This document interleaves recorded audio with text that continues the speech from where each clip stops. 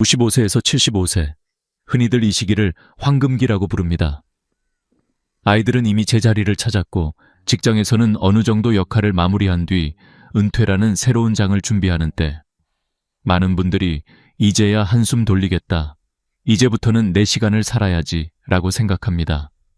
하지만 아이러니하게도 바로 이 여유라는 틈 사이로 우리의 건강을 무너뜨리는 작은 위험들이 스며들기 시작합니다. 눈에 잘 보이지 않기 때문에 더욱 무섭고 사소하기 때문에 더욱 방심하게 되는 위험들. 제가 오늘 드릴 이야기는 바로 이 보이지 않는 작은 균열에 관한 것입니다. 사실 나이가 들면서 몸과 마음이 변화한다는 건 누구나 알고 있습니다. 하지만 대부분의 사람들은 그 변화가 어느 순간 갑자기 찾아온다고 착각합니다. 예를 들어 어느 날 갑자기 무릎이 아프기 시작한다든지 갑자기 혈압이 오르는 것처럼 느끼죠. 하지만 실제로는 그렇지 않습니다. 수십 년 동안 쌓여온 작은 피로와 습관이 아주 천천히, 조용히 몸을 약하게 만들고 있었던 것입니다. 황금기는 그 결과가 본격적으로 드러나기 시작하는 시기일 뿐입니다. 특히 주변에서 자주 듣는 말이 있습니다. 나는 아직 젊은이들보다 더 잘 움직여. 내 나이에 이 정도면 괜찮지. 예전이랑 똑같아. 아무 문제 없어. 이런 말들을 하며 자신이 얼마나 건강한지를 강조하는 분들이 많습니다. 하지만 제가 여러 어르신들을 만나면서 느낀 건 이렇게 말하는 분호도 실제로 위험에 가장 먼저 노출된다는 것입니다.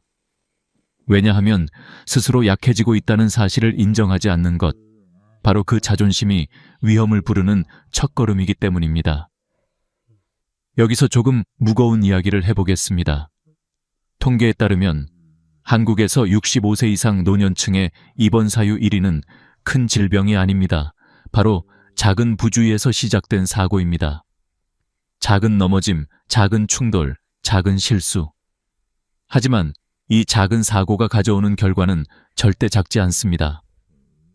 고관절 골절로 1년 안에 다시 걷지 못하게 되는 비율은 무려 40%에 가깝고 그중 다시 독립적인 생활로 복귀하는 비율은 절반도 되지 않습니다. 황금기는 분명 아름다운 시기지만 준비가 없다면 그 아름다움은 너무 쉽게 깨져버립니다. 제가 이렇게 강조하는 이유는 단순히 위험을 경고하기 위함이 아닙니다. 오히려 이 시기를 진짜 황금기답게 만드는 방법이 무엇인지 알기 위해서입니다. 황금기는 저절로 황금빛으로 빛나는 시기가 아닙니다. 우리가 조금 더 섬세해지고 몸과 마음의 변화를 받아들이고 삶을 지혜롭게 조율해 나갈 때 비로소 황금이 됩니다. 그렇다면 이 시기의 진짜 위험이란 무엇일까요? 바로 우리가 변하고 있음에도 불구하고 변하지 않으려는 마음, 그리고 작은 변화들을 무시하는 태도입니다. 건강은 어느 날 갑자기 무너지지 않습니다. 그 전에 반드시 신호를 보냅니다. 숨이 예전보다 조금 더 차다든지, 계단 오르기가 예전만큼 쉽지 않다든지, 가끔씩 어지러움이 온다든지, 밤에 잠이 얕아지는 등 눈에 띄지 않는 변화들이 쌓여갑니다. 문제는 우리가 그것을 나이 탓으로만 돌리며 방치하는 데 있습니다. 하지만 저는 이 말을 꼭 드리고 싶습니다. 나이는 변명거리가 아니라 관리 신호입니다. 관리하면 지킬 수 있고 준비하면 예방할 수 있습니다. 황금기의 진짜 위험은 눈에 보이는 큰 병이 아니라 우리가 무심코 반복해온 작은 습관과 자존심 속에서 자라는 미세한 균열입니다. 오늘 이야기를 통해 그 균열이 어디에 있는지 함께 살펴보며 앞으로의 삶을 더 단단하게 지켜낼 수 있기를 바랍니다.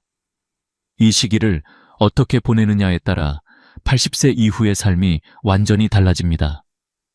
그리고 저는 여러분이 더 건강하고 더 단단하고 더 행복한 황금기를 만들어 가시길 진심으로 바랍니다. 나이가 들어가면 가장 먼저 느끼는 변화 중 하나는 바로 균형 감각입니다.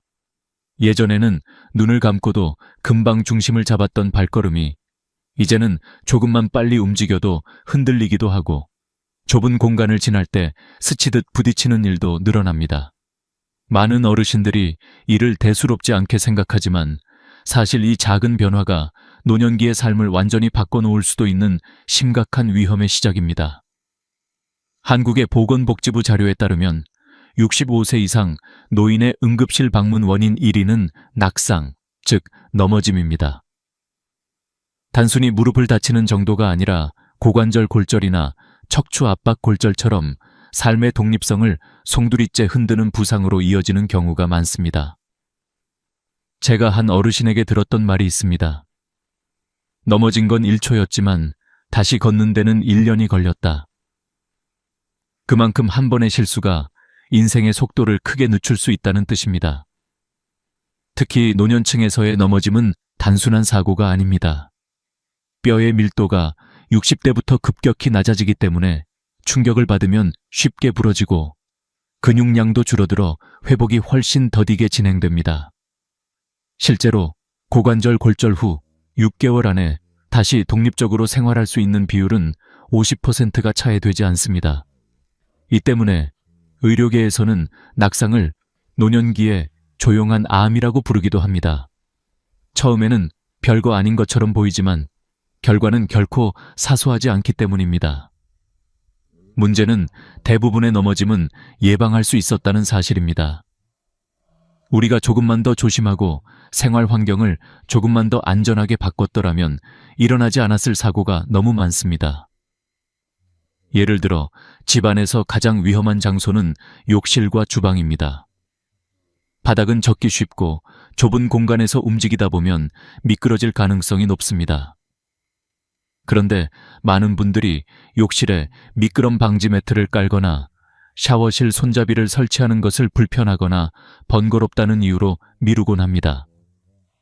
하지만 이 작은 준비가 넘어짐을 30% 이상 줄여준다는 연구 결과가 있습니다. 또한 계단의 모서리에 미끄럼 방지 테이프를 부착하는 것만으로도 사고 위험을 크게 낮출 수 있습니다. 저는 이 부분을 강조할 때마다 늘 한 가지 비유를 사용합니다. 집은 평생 함께한 친구지만 시간이 지나면 그 친구도 우리가 다시 손봐줘야 할 부분이 생긴다. 집도 나이 들고 우리는 그 집을 우리 몸에 맞게 다시 조정해 주어야 합니다. 일상에서도 조심해야 할 부분은 너무 많습니다. 갑작스럽게 몸을 틀거나 의자에서 일어날 때 한 번에 힘을 주는 동작들은 허리와 무릎에 큰 부담을 줍니다. 특히 새벽에 일어나는 순간이 가장 위험합니다. 혈압이 낮아지고 어지러움이 쉽게 나타나기 때문입니다. 이런 상황에서 균형을 잃기 쉬운데 많은 분들이 서둘러 움직이면서 사고가 발생합니다. 그래서 저는 늘 이렇게 말씀드립니다. 아침 첫걸음을 서두르지 마세요. 천천히 앉아서 호흡을 한번 고르고 일어나세요. 10초만 천천히 움직여도 사고 가능성을 크게 줄일 수 있습니다. 또 한 가지 중요한 점은 보조도구 사용에 대한 오해입니다. 지팡이나 보행기를 사용하는 것을 자존심 때문에 꺼리는 분들이 많습니다. 하지만 보조도구는 당신이 약해졌다는 증거가 아니라 당신이 더 안전하고 오래 걸을 수 있게 도와주는 지혜의 도구입니다. 실제로 보행 보조기구 사용 시 넘어짐 위험은 40% 가까이 줄어들며 심리적 안정감도 증가합니다. 반대로 필요함에도 불구하고 사용하지 않으면 몸이 더 경직되고 걸음이 짧아지며 균형이 급격히 악화됩니다. 여러분의 삶을 지켜주는 건 자존심이 아니라 안전입니다. 또 하나 놓치지 말아야 할 부분은 가족과의 소통입니다. 많은 분들이 자녀에게 도움이 필요하다는 사실을 알리고 싶지 않아 혼자 무리하는 경우가 많습니다. 그러나 사고는 언제나 혼자 있을 때 발생합니다. 높은 곳에 있는 물건을 꺼낼 때는 반드시 도움을 요청하세요. 설령 그 일이 사소해 보여도 그 사소한 순간이 가장 큰 사고와 연결됩니다. 실제로 낙상 사고의 60%가 혼자 집안일을 하다가 발생합니다. 그러니 도움을 요청하는 것은 약함이 아니라 가족을 안심시키는 방법입니다. 낙상 예방은 결국 생활 전체를 재정비하는 일입니다. 예전처럼 모든 걸 혼자 해내는 시대는 이미 지나갔습니다. 몸은 변하고 있고 그 변화에 맞춰 삶을 바꿔가는 것, 그것이 바로 진짜 지혜입니다. 넘어짐은 단순한 사고가 아니라 노년기의 삶을 좌우하는 갈림길입니다. 작은 변화 하나가 앞으로의 10년, 20년을 완전히 다르게 만들 수 있습니다.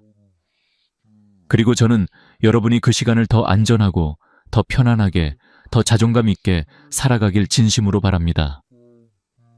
나이가 들어갈수록 많은 분들이 가장 크게 느끼는 불안은 바로 돈에 관한 문제입니다. 젊었을 때에는 몸이 움직이면 어떻게든 일해서 벌 수 있었습니다. 하루 더 일하면 다음 달이 조금이나마 편안해졌고, 조금 무리하면 그만큼 수입도 늘어났습니다. 하지만 60대 중반을 지나 70대에 가까워지면 상황은 완전히 달라집니다. 이제는 일하고 싶어도 몸이 따라주지 않거나 건강이 먼저 걱정되는 나이가 됩니다. 그래서 이 시기부터는 벌 수 있는가 보다 준비가 되어 있는가가 훨씬 더 중요한 질문이 됩니다. 많은 어르신들이 그냥 아껴 쓰면 되지 라고 말하지만 사실 절약만으로는 감당할 수 없는 지출이 나이가 들수록 기하급수적으로 늘어납니다. 특히 의료비는 생각보다 훨씬 빠르게 증가합니다. 한국건강보험공단 자료에 따르면 70대의 연평균 의료비는 40대의 3배, 50대의 2배가 넘습니다. 병원비, 약값, 검사비 이런 것들이 쌓이면 절약으로만 해결할 수 없는 지출의 벽이 되어 돌아옵니다. 그래서 노년기의 재정에서 가장 중요한 것은 누구에게도 기대지 않고 스스로를 지킬 수 있는 능력, 즉 재정적 독립입니다. 단순히 돈을 모아둔다는 개념을 넘어 자존심을 지키는 가장 중요한 힘이기도 합니다. 부모로서, 어른으로서 자녀에게 짐이 되지 않으려는 마음은 누구나 가지고 있습니다. 하지만 경제적으로 준비가 부족하면 마음과는 다르게 의존할 수밖에 없는 순간이 옵니다. 그때 생기는 미묘한 거리감, 말하지 않아도 서로 느껴지는 부담, 이런 감정들은 관계를 서서히 무너뜨리기도 합니다. 그래서 저는 늘 강조합니다. 돈은 단순한 생활비가 아니라 노년기의 품위와 자유를 지키는 마지막 방패이다. 많은 분들이 연금만 있으면 충분하다고 생각합니다. 하지만 현실은 다릅니다. 한국의 평균 국민연금 수령액은 생각보다 높지 않습니다. 기본 생활은 가능할지 몰라도 병원비나 갑작스러운 지출까지 감당하기에는 턱없이 부족한 경우가 많습니다. 게다가 물가 상승률은 매년 올라가는데 연금은 그 속도를 따라가지 못합니다. 그렇기 때문에 65세에서 75세 사이, 바로 지금이 재정적 계획을 재정비할 수 있는 마지막 골든타임이라고도 말합니다. 나이가 더 들면 선택지가 줄어들고 움직일 수 있는 범위도 줄어들기 때문입니다. 여기서 중요한 건 얼마나 많은 돈을 가지고 있는가가 아닙니다. 정말 중요한 것은 돈이 어디로 흘러가는지 알고 있는가, 불필요한 지출을 줄이고 핵심에 집중하고 있는가, 나의 속도에 맞는 경제 구조를 만들어 두었는가입니다. 예를 들어 자녀에게 계속 금전적 도움을 주는 경우가 있는데 이는 사랑이지만 때로는 노년의 가장 큰 부담으로 돌아옵니다. 자녀 역시 자신의 인생을 살아야 하기 때문에 결국 어느 순간부터는 부모가 더 이상 지원할 수 없는 순간이 찾아옵니다. 부모와 자녀 모두에게 갑작스러운 부담을 주지 않기 위해서라도 노년기에는 금전적 경계를 분명히 할 필요가 있습니다. 사랑은 주고받는 것이지만 재정은 분명하게 관리해야 서로의 관계가 건강하게 유지됩니다. 또한 절약만을 강조하는 태도도 위험합니다. 노년기에 지나친 절약은 건강을 해칠 수 있습니다. 싸구려 음식, 영양 부족한 식단, 오래된 물건을 그대로 쓰다가 사고가 발생하는 경우도 많습니다. 원래 절약은 지혜지만 지나치면 그 지혜가 오히려 삶의 질을 파괴합니다. 건강을 지키기 위한 지출, 안전을 위한 지출, 밝고 따뜻한 삶을 위한 지출은 절대로 낭비가 아닙니다. 오히려 가장 현명한 투자입니다. 젊을 때는 자신보다 가족을 위해 쓰는 돈이 많았다면 이제는 자신을 위한 지출이 필요합니다. 그동안 고생해온 몸과 마음을 위해 투자하는 것이야말로 가장 큰 보답입니다.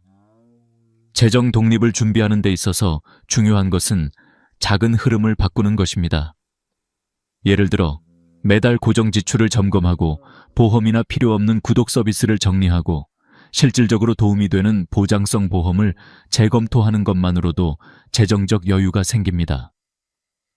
또한 소액이더라도 꾸준히 저축하거나 금융상품을 활용하면 향후 예기치 않은 지출에 대비할 수 있습니다.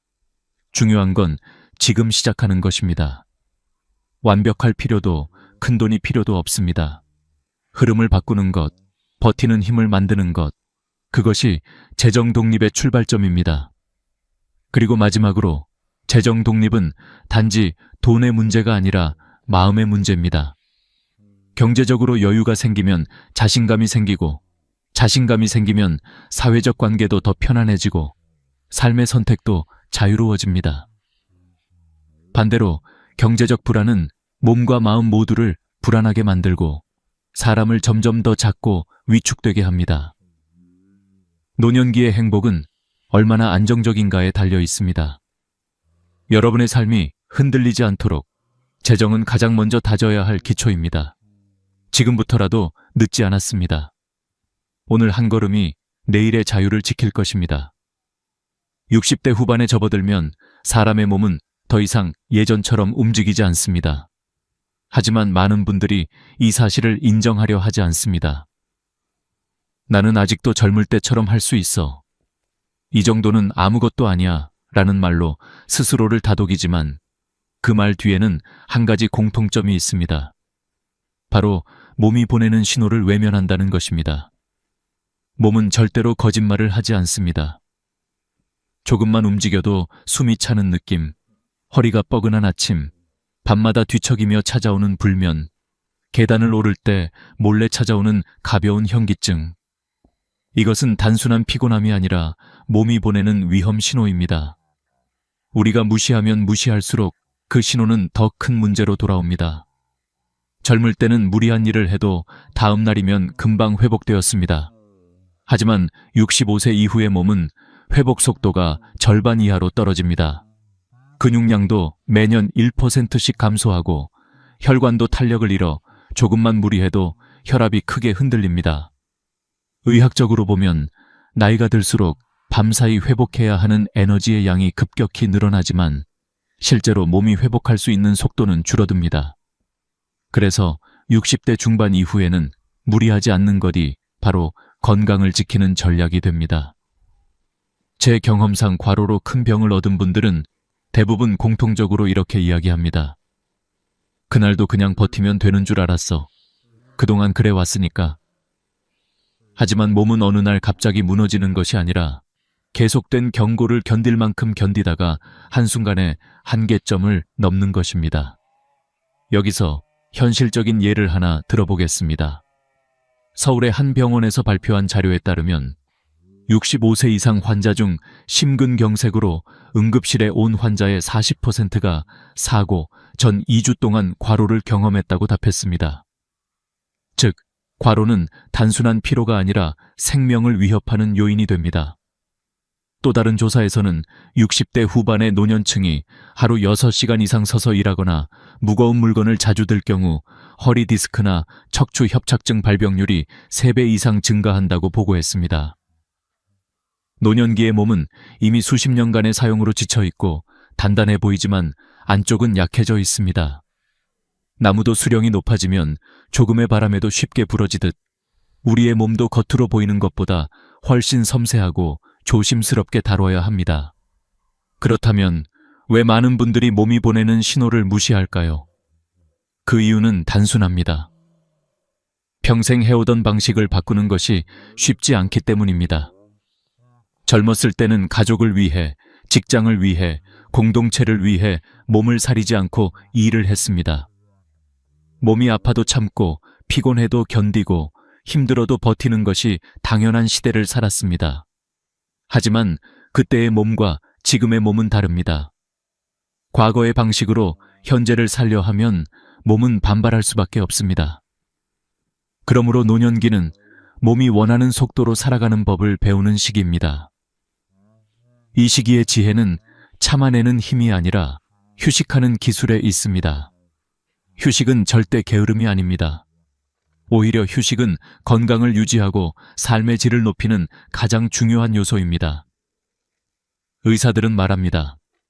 불필요한 과로를 줄이고 충분한 휴식을 취하는 것만으로도 심혈관 질환 위험이 30% 이상 감소한다고.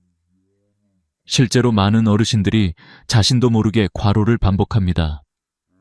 아침에 일어나 집안을 청소하고 무거운 장을 보고 손주를 돌보고 쉬지 않고 하루를 보냅니다. 하지만 이런 생활은 몸을 빨리 소모시키고 결국 병원에 가서야 왜 이제야 오셨어요? 라는 말을 듣게 됩니다. 저는 수많은 어르신을 보며 한 가지 확신하게 되었습니다. 노년기의 건강은 힘을 얼마나 쓰느냐가 아니라 힘을 얼마나 아끼느냐로 결정됩니다.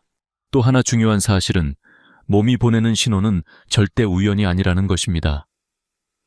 숨이 차다면 심장과 폐가 힘들어하고 있다는 뜻이고, 다리가 자주 저린다면 혈액순환이 원활하지 않다는 신호입니다.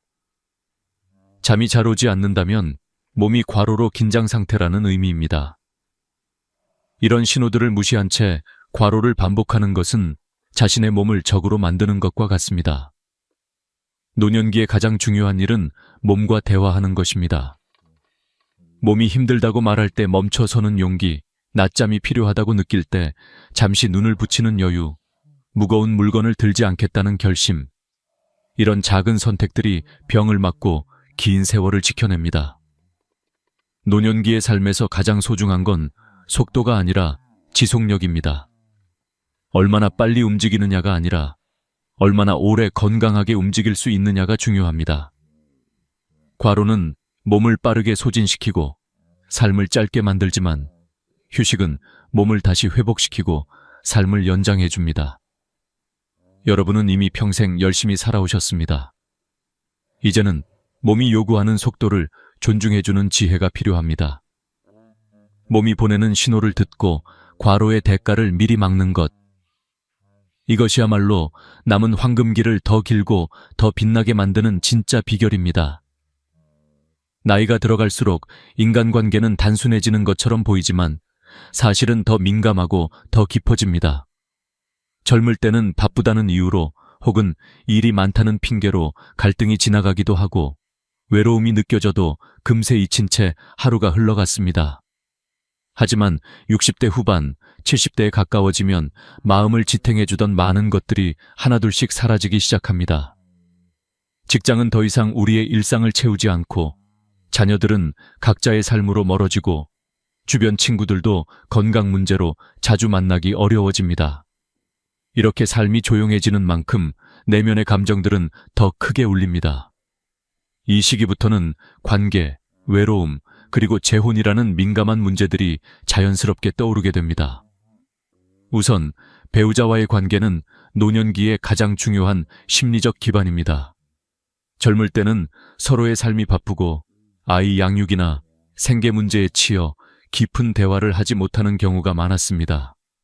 하지만 이제 둘만의 시간이 길어지면서 평생 미뤄왔던 감정이나 갈등이 갑자기 떠오르기도 합니다.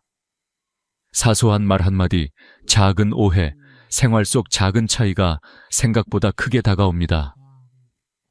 많은 부부들이 노년기에도 여전히 사소한 일을 가지고 싸우고 그 싸움이 며칠씩 이어지곤 합니다. 특히 고집과 자존심이 강해지는 시기이기 때문에 내가 옳다는 생각이 부딪히며 갈등이 더 쉽게 커집니다. 하지만 저는 수많은 부부를 지켜보며 한 가지 확실한 점을 깨달았습니다. 노년기의 다툼은 결국 건강을 해치는 싸움이라는 것입니다. 스트레스는 혈압을 올리고 수면을 망가뜨리며 당뇨와 심혈관 질환을 악화시킵니다. 실제로 스트레스가 심한 노년층은 심장질환 위험이 2배 가까이 높다는 연구도 있습니다. 즉, 부부싸움은 단순한 감정 소모가 아니라 몸을 직접 해치는 행동에 가깝습니다. 그래서 노년기에는 무엇보다 관계의 온도를 지키는 것이 중요합니다. 배우자의 짜증스러운 말투가 사실은 외로움의 표현일 수도 있고, 무심하게 들린 행동이 사실은 도움을 요청하는 신호일 수도 있습니다. 저는 많은 어르신들에게 이렇게 말합니다. 상대가 아니라 지금까지의 세월을 사랑하세요. 배우자는 단순한 동반자가 아니라 평생을 함께한 기억의 증인이며 마지막 길까지 함께 걸어갈 중요한 존재입니다. 서로의 고집을 꺾는 싸움보다 서로의 마음을 어루만지는 대화가 훨씬 더 필요할 시기입니다. 그리고 노년기에 가장 조심해야 하는 감정 중 하나는 바로 외로움입니다. 노년층 우울증의 70% 원인이 외로움에서 시작된다는 보고가 있을 정도로 외로움은 단순한 감정이 아니라 건강에 큰 영향을 주는 요인입니다.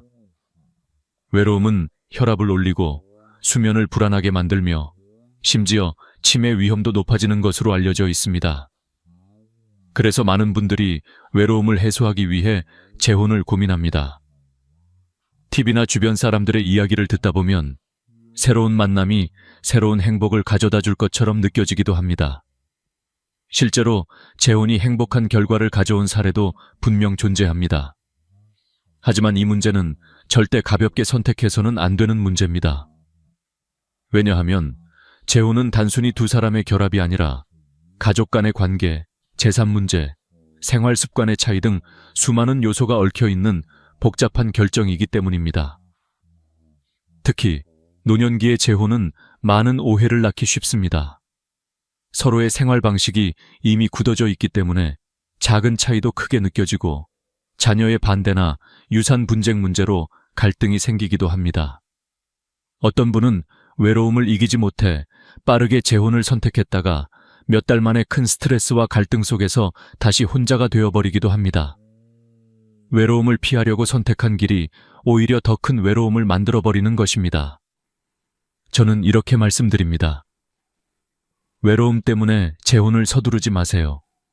외로움을 해결하는 방법은 결혼만이 아닙니다.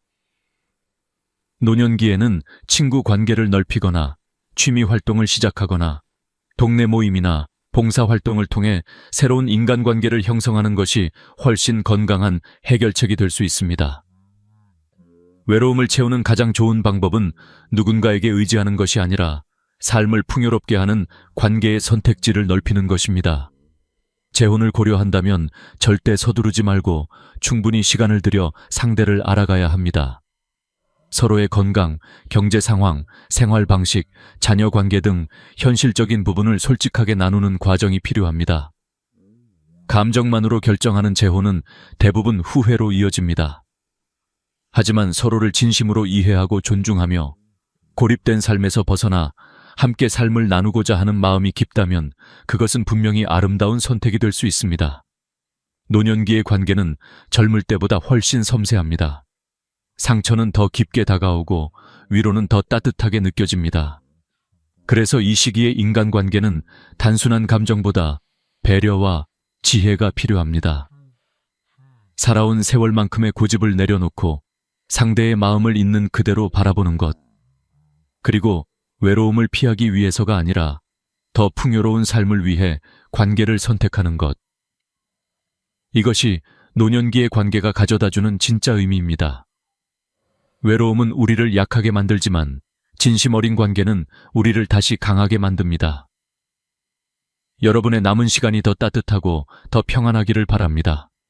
나이가 들수록 어디에서 어떻게 살아갈 것인가 라는 문제는 그 어떤 고민보다 더 깊고 더 현실적으로 다가옵니다. 젊을 때는 직장 때문에, 아이들 때문에, 혹은 더 넓은 집을 원해서 이사를 반복했지만 70세에 가까워지면 더 이상 새로운 공간이 설렘이 아니라 불안으로 다가옵니다. 익숙한 집은 단순히 머무는 공간이 아닙니다. 그곳에는 수십 년의 세월과 기억, 우리가 함께 웃고 울었던 장면들이 그대로 남아 있습니다. 집이라는 공간 자체가 우리의 역사이자 삶의 무게를 지탱해주는 마지막 보루입니다. 그래서 많은 어르신이 말합니다. 나는 이 집에서 늙고 싶다. 이 말 속에는 단순한 고집이 아니라 나이를 먹어갈수록 커져가는 존재의 안정감, 그리고 스스로의 삶을 지켜내고자 하는 깊은 의지가 담겨 있습니다. 하지만 현실적으로 나이가 들면 집에서의 생활이 점점 어려워지는 것도 사실입니다. 계단이 부담이 되고 욕실에서 미끄러질까 두려워지고 고장이 나도 쉽게 고칠 수 없으며 갑작스러운 위급 상황이 발생할 때 도움을 요청하기도 쉽지 않습니다. 그렇기 때문에 많은 자녀들은 부모님에게 더 작은 집으로 이사하거나 자신들과 함께 살 것을 권유합니다.